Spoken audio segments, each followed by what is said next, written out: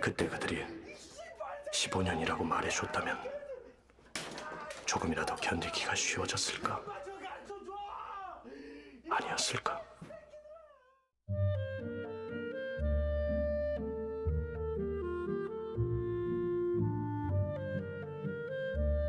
It's not often that I cover anything outside of anime or Japanese games on this channel.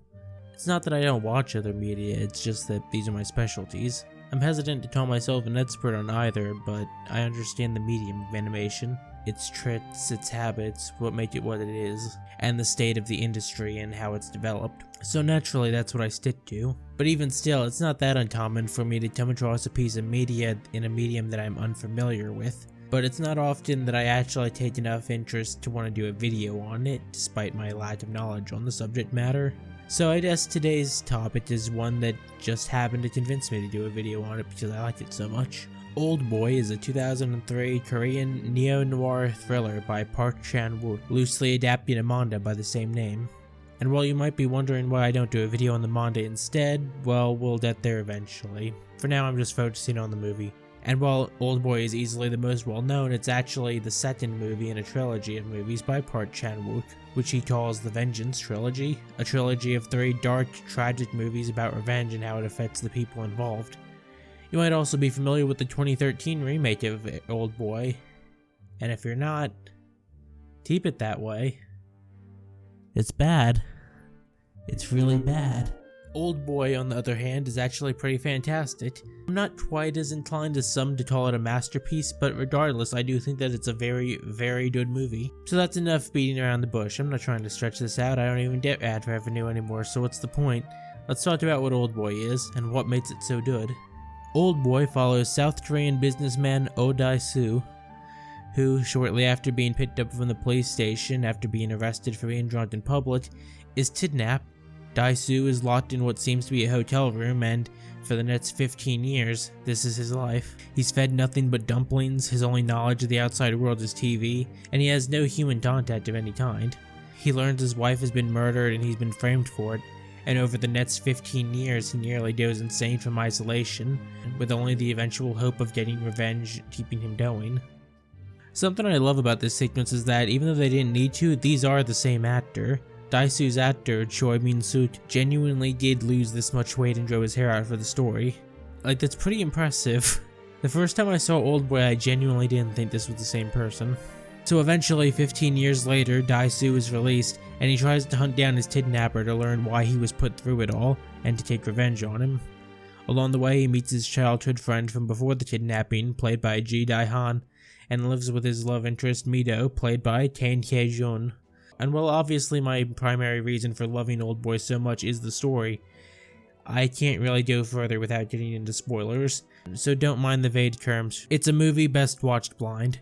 Oldboy's story is relatively simple when you look back at it, though I did find that it to be pretty hard to follow in the moment, but I'll admit I'm not confident in calling this a criticism. My first time watching, I got pretty lost by the midway point, and it wasn't until the last third that I really put together everything I was seeing. My second time watching it, I pretty much understood everything clearly, but honestly, I'm not sure if this is because the movie is confusing or if I just wasn't paying enough attention the first time around. If I had to bet, I'd go with a little bit of both. Despite that complaint though, the characters are all very tightly written. Dae-soo has a character trait I almost didn't catch on to, which is that because of his time spent watching TV, he has a habit of talking like a movie character instead of a regular person. The characters even comment on this and ask him why he talks so weirdly. It's even pre-established earlier when they portray the passage of time by showing world events that he's seen purely through the TV. It gives an in-universe explanation for some of his more foreshadowing and symbolic speeches, while at the same time keeping it grounded and letting the more theatrical wording not hurt the immersion. Nearly every character in this movie is, at least for the most part, understandable. I can sympathize with nearly everyone in this movie to a certain degree, and in a story written entirely about revenge and suffering, it makes it all the more soul-crushing when things do fall apart. Most websites seem to describe Oldboy as an action movie, and while I don't necessarily disagree, I think putting it in the same genre as other action movies is kind of misleading. It leans much more on the thriller part than anything. Action is present and there's plenty of fight scenes, but when I think of an action movie, I think of something where the violence is seen as exciting, something where the action itself is part of what you came to see. It's fun. In Oldboy, I would never call the fight scenes fun, and in the end none of them are there for having a cool fight.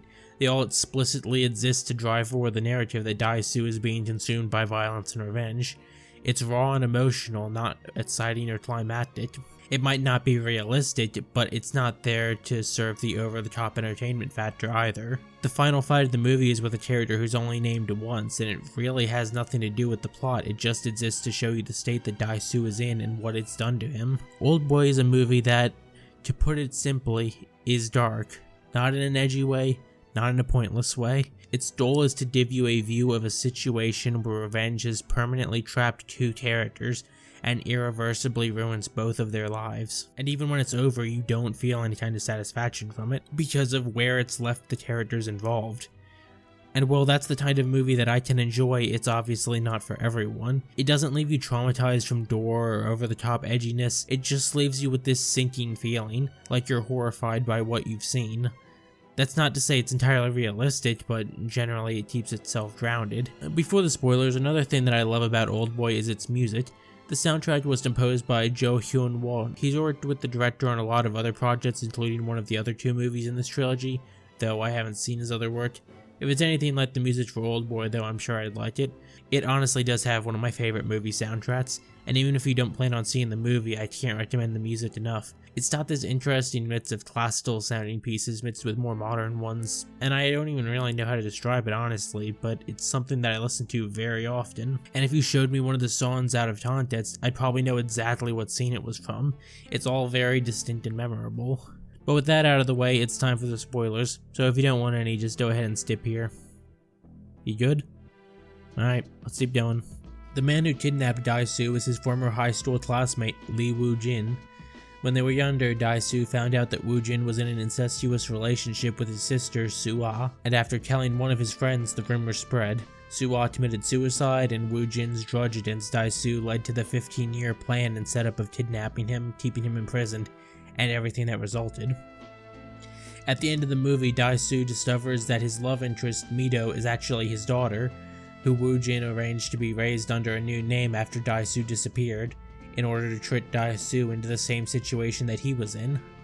Everything from Daisu meeting Mido to the situations that led to them falling in love were all elaborate setup via hypnosis that would respond to certain audio cues. Daisu begs Woo-jin not to tell Mido, and ends up cutting his own tongue out in an attempt to bed Woo-jin.